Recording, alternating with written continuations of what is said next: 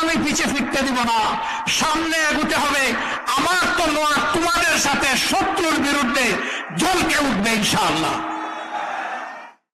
মুমিনরা এগিয়ে গিয়েছিলেন, যুদ্ধে বিজয় লাভ করেছিলেন, হাসি মুখে মদিনায় ফিরেছিলেন। আপনারা সেই মায়ের জাতি, এই অলংকার, এই অহংকার আপনাদের। আল্লাহ আপনাদের সম্মান বৃদ্ধি করে দিন। বাংলাদেশের মুসলিম জনতার মুক্তির জন্য আপনারা 24-এ যে সাহসী দায়িত্ব পালন করেছেন, আরেকটা যুদ্ধ, ভোট যুদ্ধ হবে আগামী 12 তারিখ, সেখানে একই দায়িত্ব পালন করবেন ইনশাআল্লাহ। তাহলে মায়েদেরকে এই দায়িত্ব দিয়ে আপনারা কি অবসরে চলে যাবেন? আপনারা তার চাইতে বেশি জ্বলে উঠবেন ইনশাআল্লাহ। আপনার ভোট আপনি দিবেন, যাকে পছন্দ তাকেই দেবেন। ওই আগের স্লোগান বাতিল।